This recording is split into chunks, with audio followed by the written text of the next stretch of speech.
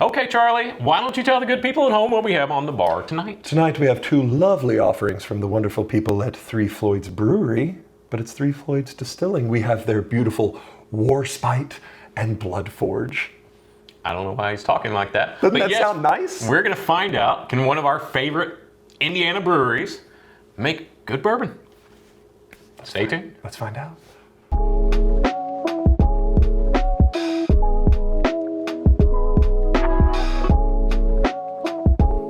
All right, Charlie, Three Floyds. We've done an episode in the past. We have, if you've watched, and if you haven't watched, you're a dirty pirate. Bubblegum head, right? Bubblegum head, which we really enjoyed. We really enjoyed. So this is malt whiskey. Straight malt whiskey, 75%, barley malt, 22%, white wheat, and 3% Munich malt. Okay, so now, what do we have? We have their other two offerings. So I picked up these from John O's, at least one of them, in Elizabethtown, Kentucky. Thank you, John O. We have two. We have their Warspite straight malt whiskey, which is 4 years old. It is 100 proof, 66% malted barley, 18% malted oats, and 7% corn. That's an interesting mash bill. It is an interesting mash bill, and it is distilled and bottled by the fine folks at Three Floyds. Okay. So why don't let's focus on this one first, and then we'll talk about the bourbon after. I think that's a great idea because both of us really enjoyed the bubblegum head. Yes. We were very surprised by it. It was very good in all the right ways, right? Like it was very surprising. So I'm very intrigued, and I will tell you the interesting thing about this when we get into it. So let's get into it. It's got a pretty nice deep color. For a little 4-year-old. Yeah. And this is their distillate, correct? Yes, this defying balance and courting chaos, this 4-year-old straight malt whiskey features a deeply satisfying and rich flavors. Distilled and bottled by Three Floyds in Munster, Indiana. Go Indiana versus the world.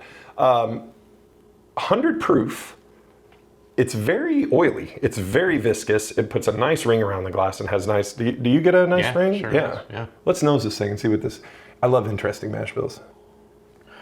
That is so weird. Really sweet. Yeah.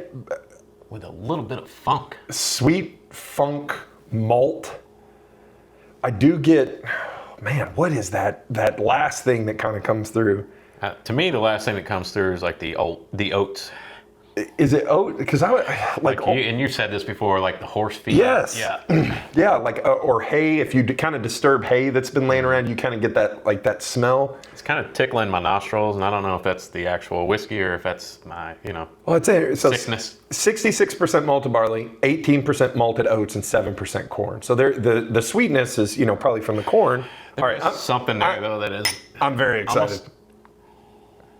Like an apple note or something that's kind of coming in. It's something weird. Yeah. I was gonna say like a floral, but it's fruity floral. It's very strange. Interesting. All right, here we go. Cheers.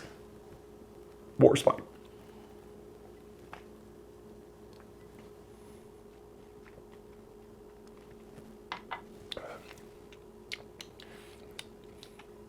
That kind of. I mean, it tastes almost exactly like it smells to me. Yeah. Confusing. That malty, that oat note comes right in at the end, and like that's the finish to me.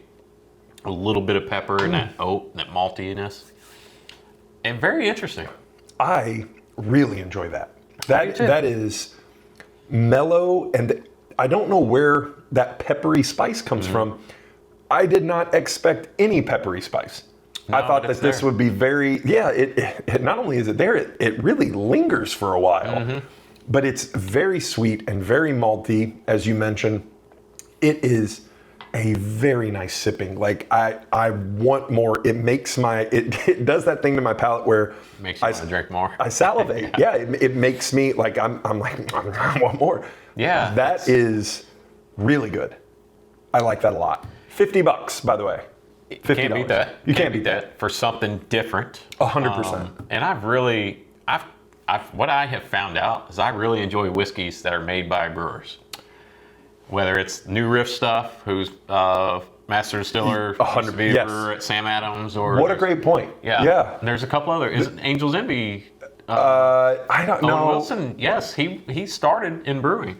That's right. Yeah. And then he went to Stranahan's. Was it Stranahan's? That's right. Did you say Owen Wilson? Did I say Owen Wilson? I don't think it's Owen Wilson.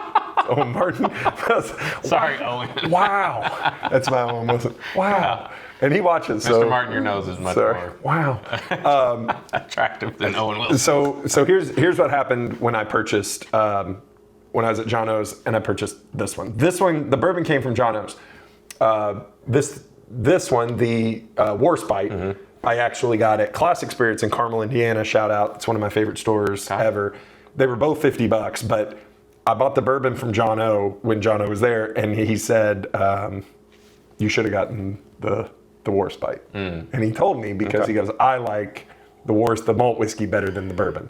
So I'm very interested to get into this bourbon. And this is batch number 3, I see. Batch number 3 of Warspite, the straight malt whiskey. It looks kind of evil. The label it is a little. Yep, they like evil. their gothic imagery. The bourbon, which is also kind of strange, Bloodforge, and I'm sure Glenn, through the magic of editing, will throw this one in there. This is a 4-year-old MGP. 66% corn, 30% rye, 4% malted barley. So this is a super high rye mash bill. It is 102 proof. So this one obviously is sourced.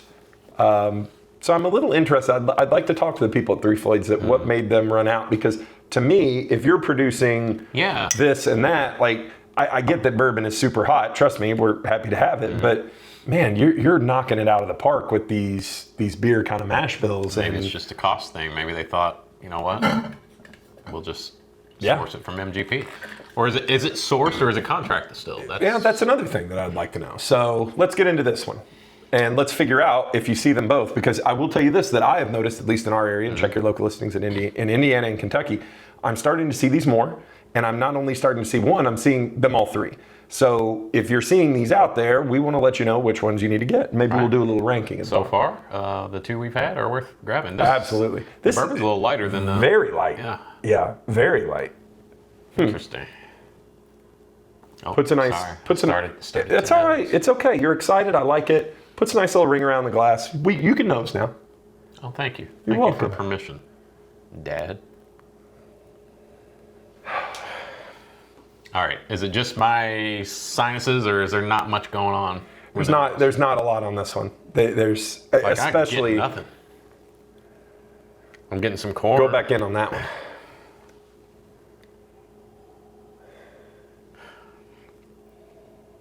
I'm getting nothing. I'm getting corn and a little bit of ethanol. Yeah, a little corn, a little ethanol. When I first nosed it, I was like, ooh, was that apple? And then I went back. I was like, no.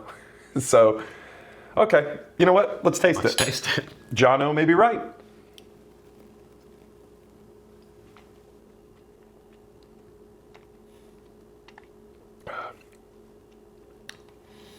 That's an interesting pour too. God, it's pretty not bad. Because when it first hit my mouth, I was like, oh, that's not nothing there. That's not nothing there. There's nothing there. That's why you like and subscribe for hard hitting. That's not nothing there. But then as it's like roars the through. flavor came sneaking up from the back. Like roar, like just attacks you. Yeah. Just out of nowhere. Like a malty, chocolatey, spicy note. Yes. I'm like, where is that coming from? There's not much. I mean, there's 4% malted barley here. 30% rye, that explains the spice. Interesting. I'll tell you what gets me on this one immediately is how very little rye character I get out of this. As far as the flavor, yeah. There's spice. A little bit, but it's very, well, there it goes. I said that, now I'm getting it on my tongue. Yeah, right in the middle of my tongue, the peppery spice. I wasn't getting any of that. The same thing, it's so funny you said that after drinking, I was like, oh, you know, where is it? What's wrong with it? And it just came roaring through. It's actually pretty solid. I really enjoy that. I mean, I may have COVID or something because I'm not. Great. I'm going back to the nose because. But if you're not getting it. I'm not getting it. Listen, it's interesting. It's spring in the Ohio River Valley. Everything is blooming here and everybody is filled with snot. So our palates and our nose is not going to be as sharp as it usually is. But with that being said, you're right. There is not a lot on the nose on this. But, man, do I love being surprised with bourbon. That is so weird. I love being surprised with bourbon because how many times has it gone the opposite way? You know something and it's this fruity, chocolate, floral, just intense. And then you sip it and your palate's like, well, where's all that I was smelling? This is the exact opposite of that. There's just nothing there. Like a little ethanol, a little corn, but it's really flavorful. It's really nice. I really like this bottle. There's some fruit in there and mostly spice, honestly. And there's even some oak character on the finish. But is it the greatest thing I've ever drank? But no, but it's interesting. And that's what we talk about. We love interesting. And all 3 bottles that we've had from 3 Floyds have been really interesting. 100%. Really drinkable. Yep. And really affordable. Yeah, I could not be happier with having these on my bar, because sometimes, it's been a long day or it's an afternoon, you come down and you're just not in the mood for your typical, barrel proof for this, that, or the other. I mean, as you can see, I've worked on that one pretty well. I really enjoy all 3 of them. Now, if I had to rank them, I really like the Warspite. I feel like I've had enough of this one that I'd go Warspite, Bubblegum Head, and then the bourbon. I haven't had the Bubblegum Head in a long time, so honestly, for me to rank them, probably wouldn't be right, because I have no recent, and I don't want to pour. Well, just rank these 2. Oh, well, I will definitely rank the Warspite. Yeah, Warspite is the malt. Yeah. Yep. And this one first. Bloodforge. Yeah. So, honey, I'm gonna go downstairs in the bar and have a nice little pour of Warspite. Bloodforge. Are you sure you don't want Bloodforge this evening? No, Warspite for me. So yeah, all worth buying, all interesting. Yeah, all MSRPing around $50. And honestly, sorry. Go. So when we get together, because we always get together with lots of people, right? Very rarely. But when we do get together with people who appreciate bourbon and they've had everything. Yes, I know where you're going. Sometimes pulling out something like this, it's not allocator or it's not a unicorn bottle, but it's different. Yeah.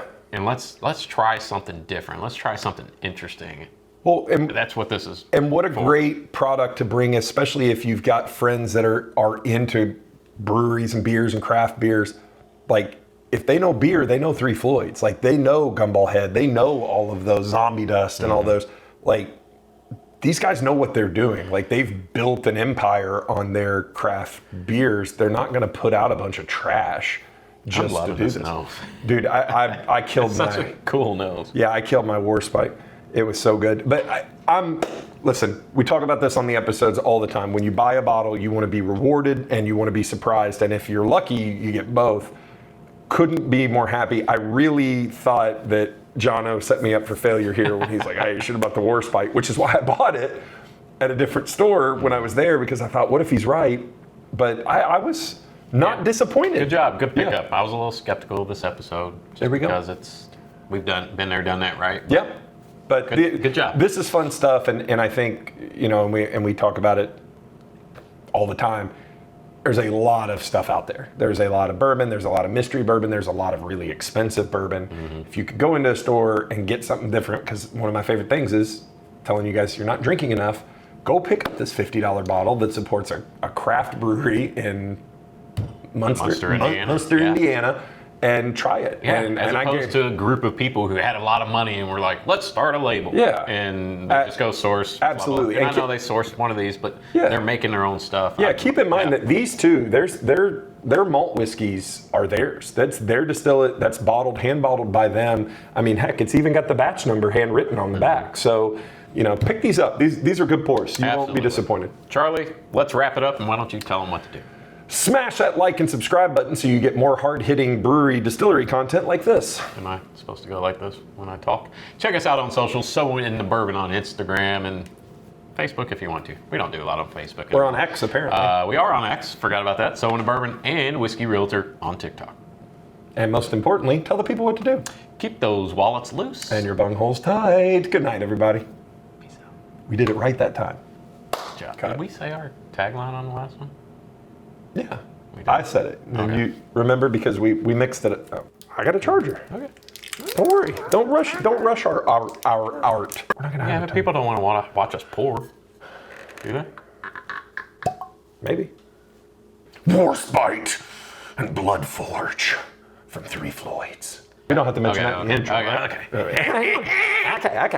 Let's do this. Where are you going? I'm leaving. Where are you going? Okay. You have the hook. Okay. All right, go. I'm gonna hook you. What did you do?